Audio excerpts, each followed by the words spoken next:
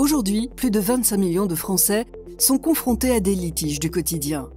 La plupart d'entre eux sont liés au paiement des loyers et des charges, aux relations entre professionnels, factures impayées, litiges clients-fournisseurs, aux droits de la consommation, construction, livraison ou téléphonie, au voisinage, au travail ou encore à la famille. L'enjeu financier de tous ces différends représente plusieurs centaines de milliards d'euros. Rien que pour les impayés, les derniers chiffres évoquent un montant de 130 milliards d'euros qui pourrait tripler d'ici 2023. Les États généraux de la justice révèlent les attentes fortes des Français pour une justice rapide et efficace. Plus de 90% d'entre eux souhaitent un renforcement de l'efficacité des procédures civiles d'exécution.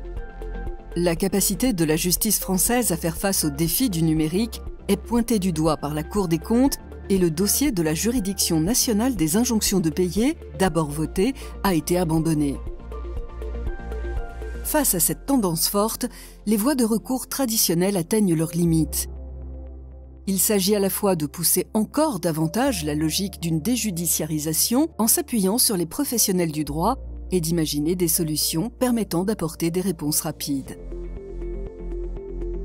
Les orientations législatives favorisent donc naturellement les outils de règlement extrajudiciaire de ces litiges via les MARD, mode alternatif de règlement des différends. La loi du 23 mars 2019 illustre cette volonté en étendant la tentative de résolution amiable préalable obligatoire aux litiges portés dorénavant devant le tribunal judiciaire lorsque la demande n'excède pas 5 000 €. Cette tendance est amplifiée par la loi sur la confiance dans l'institution judiciaire qui étend l'obligation à tous les litiges du voisinage. Cette même loi renforce le rôle de la procédure simplifiée de recouvrement de créances, mise en œuvre exclusivement par les commissaires de justice parmi les modes amiables.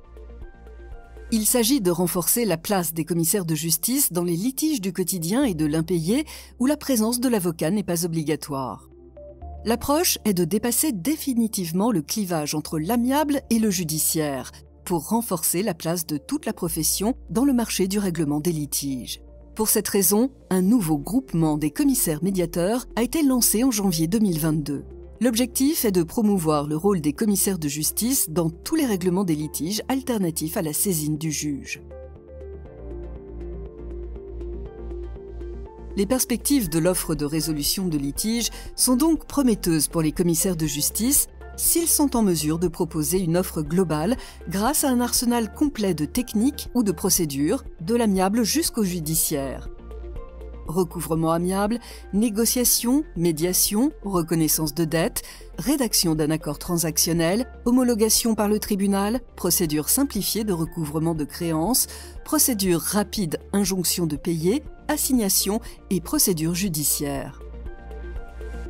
Si le commissaire de justice assorti de son statut d'officier public et ministériel devient vraiment l'expert de référence de l'ensemble de la chaîne de résolution de litiges, il pourra alors s'appuyer mécaniquement sur une croissance vertueuse de son offre.